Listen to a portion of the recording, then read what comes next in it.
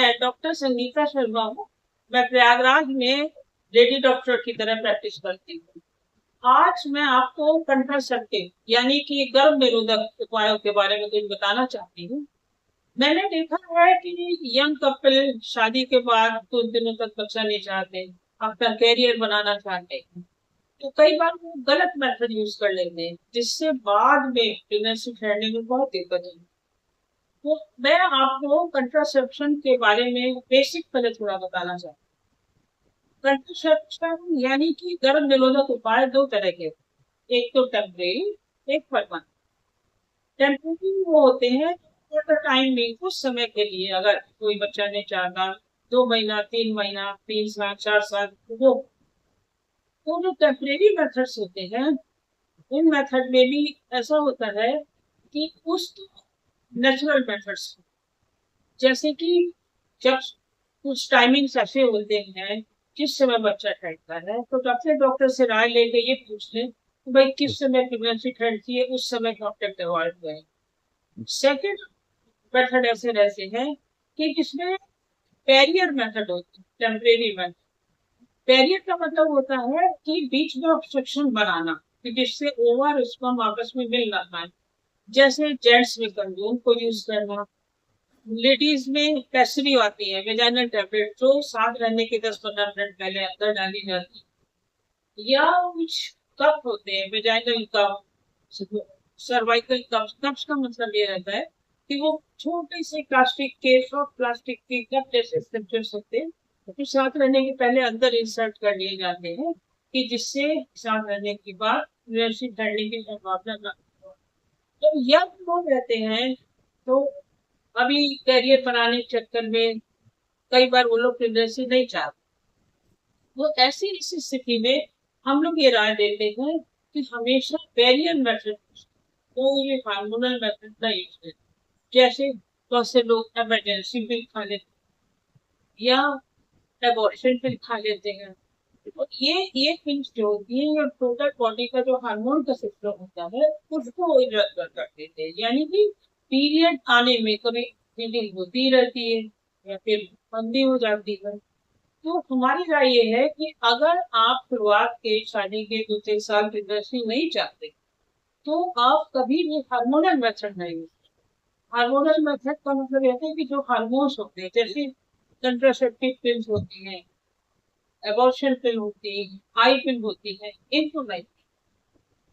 सबसे पहले तो ये है कि आपको ये डिसाइड करना है कि कितने दिन आपको प्रेगनेंसी नहीं।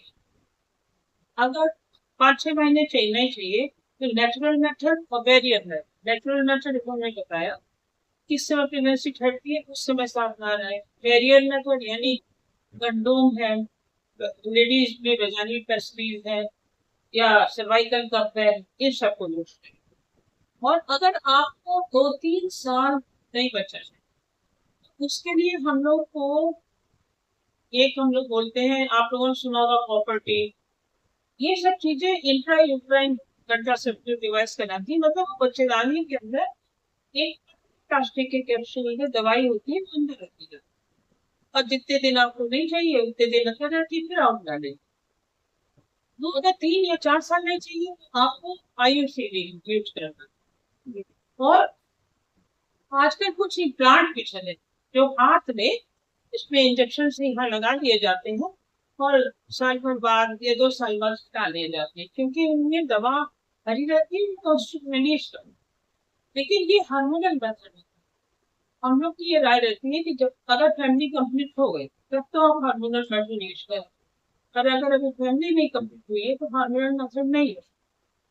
इसलिए हमको ये जो यंग कपल्स है, उनको हम लोग की ये राय रहती है कि आप लोग मैरिज बिफोर 30 कर ले, क्योंकि कैरियर में सेट होने में बहुत समय लगता है, कई बार 35-36 साल लग जाते हैं। और इस एज में अगर दुआ बनना, हार्मोन का लेवल गड़बड़ हो जाता है।